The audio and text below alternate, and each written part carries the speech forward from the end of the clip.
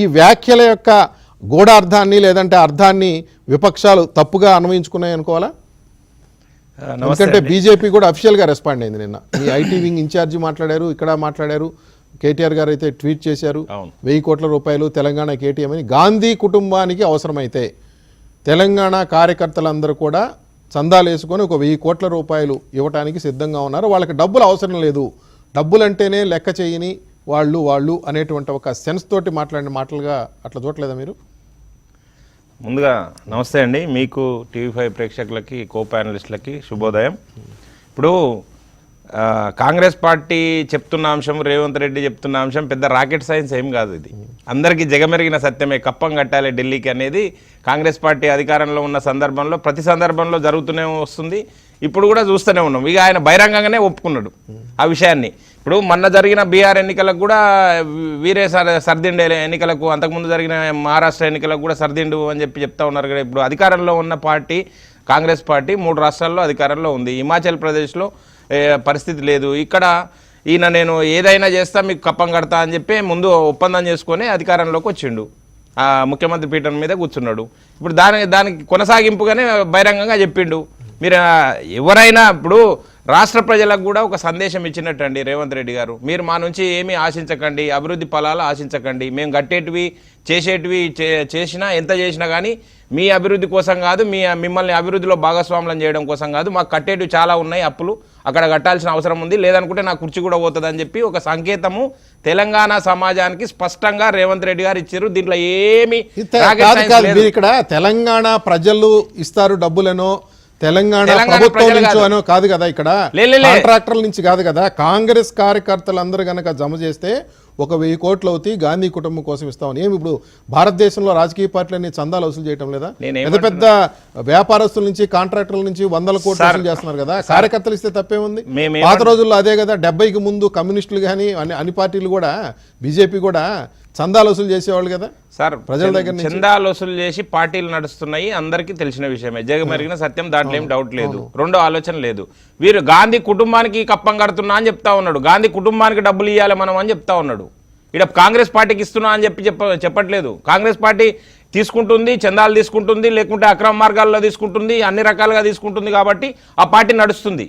కానీ వీరు గాంధీ కుటుంబానికి మేము 1000 కోట్ల రూపాయలు ఇస్తాము అని చెప్పడం ఏంది సంకేతము? మీరు ఎన్ని రకాలుగా చెప్పినా సార్, వారు స్లిప్ ఆఫ్ టంగ్ కాదు, లేదనుకుంటే యాదృచ్ఛికంగా వచ్చిన మాటలు కావవి. వారికి ఎప్పుడు కూడా అందరు చెప్తా ఉన్నారు కదా, అరే రేవంత్ రెడ్డి గారికి ఎంత కష్టం వచ్చిందయా బాబు, ప్రతి నెల ఏదో ఒకటి వస్తుంది, దాన్ని కట్టాలి, అక్కడ సర్దే వరకు ఇంకొకటి వస్తుంది, ఒకటి సర్దే వరకు ఇంకొకటి వస్తుంది అని చెప్పి వాళ్ళ లోపలనే గుసగుసలు వినిపిస్తూ ఉన్నాయి కదా. వారు అందుకనే బహిరంగంగా చెప్పిర్రు. దీంట్లో ఏమి, నేను అదే చెప్తున్నానండి. కాంగ్రెస్ పార్టీలో ఇప్పుడు కేరళ ఎన్నికలు వస్తున్నాయి. కేరళ ఎన్నికలకు ఈయన ప్రధాన కార్యదర్శి వేణుగోపాల్ గారు ఉన్నారు కదా, వారు సంస్థాగత వ్యవహారాల ప్రధాన కార్యదర్శి వేణుగోపాల్ గారు ఉన్నారు కదా, వారే కదా కేరళ ఎన్నికలను లీడ్ చేస్తూ ఉన్నాడు. వారికి చెప్పిండ్రు వీరు క్లియర్ కట్గా. రేవంత్ రెడ్డి గారు వారితో మాట్లాడినరు. ఆయన గురువుగా భావిస్తూ ఉన్నాడు. ఆయన గురువుగా భావిస్తున్నాడు కాబట్టి ఆయన కప్పం కడతా, నీ ఎన్నికల మొత్తం నేను ఇన్ఛార్జిగా ఉంటా, నేను ఖర్చు మొత్తం భరిస్తా అని చెప్పిండు. కేరళకు పంపిస్తాడు. ఇంకా అవసరం అనుకుంటే రేపు వచ్చే అన్ని ఎన్నికలకు ఈయననే సర్దాల్సిన అవసరం వస్తుంది. సర్దుతున్నాడండి, దీంట్లో ఏం లేదు. అయితే సర్దడం మీరు అన్నట్టు కార్యకర్తలతో వసూలు చేసి నిజాయితీగా చిత్తశుద్ధితో, అరే పార్టీ మీద ప్రేమతోటి ఇస్తే ఎవ్వరము అభ్యంతరం పెట్టారు. దిలీప్ గారు, ఇక్కడ కాంటెస్ట్ చూడండి, మీరు ప్రాణాలంటేనే లెక్క చేయని వాళ్ళకి డబ్బు అంటే ఒక లెక్కన కాదా? ఇల్లు ఖాళీ చేయిస్తే ఎక్కడికి వెళ్ళాలో తెలియక ఇల్లు కూడా లేనటువంటి రాహుల్ గాంధీ ఈ పరిస్థితిలో ఉంటే, ఒకవేళ వాళ్ళకి డబ్బులు అవసరమయ్యే పరిస్థితి వస్తే మన కార్యకర్తలందరూ కనుక జమ చేస్తే ఒక 1000 కోట్లు మనం చేసి ఇవ్వలేమా అనేటువంటి ఒక మాట. మరి మీరు దీన్ని ఎట్లా ఇస్తామని కాదు కదా, ఇక్కడ ఒక 1000 కోట్లు పంపిస్తున్నామని కాదు, అంటే గాంధీ కుటుంబం యొక్క త్యాగ నిరతిని ఆయన చెప్పారు. గాంధీ కుటుంబానికి ఏం అవసరం వస్తుంది సార్ 1000 కోట్లు? మనిషి బతకడానికి, ఒక కుటుంబం బతకడానికి 1000 కోట్లు ఎందుకు అవసరం వస్తుంది? ఎందుకు అవసరం వస్తుంది సార్? అసలు ఆ కుటుంబము 1000 కోట్ల మీదనే ఎప్పుడు వారి దృష్టి అంతా. 1000 కోట్లు ఏ విధంగా అక్రమంగా అయినా సరే, అన్ని అవినీతి చేసి అయినా సరే సంపాదించాలనే ఆలోచనే కదా.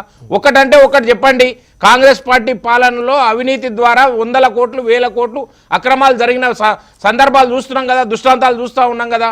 కనుక కాంగ్రెస్ పార్టీకి ఎప్పుడూ డబ్బు మీదనే దృష్టి ఉంటుంది, అభివృద్ధి మీద దృష్టి ఉండదు, పాలన మీద దృష్టి ఉండదు, ప్రజల మీద దృష్టి ఉండదు. అరే మీరు ఈడ తెలంగాణలో జరుగుతున్న అంశాల గురించి మాట్లాడకుండా ఎప్పుడు ఈ 24 గంటలు మీరు కేరళ, బీహారు, ఢిల్లీ వీటిపైనే దృష్టి పెడితే మరి ఎక్కడ అండి? అరే మీరు 1000 కోట్లు పోగేసి ఇస్తామని చెప్తున్నారు కదండి, 700 కోట్ల రూపాయలు జరిగింది 2 రాష్ట్రాల ఆంధ్రప్రదేశ్, తెలంగాణ డిసిసి అధ్యక్షుల సమావేశంలో మాట్లాడిన మాట.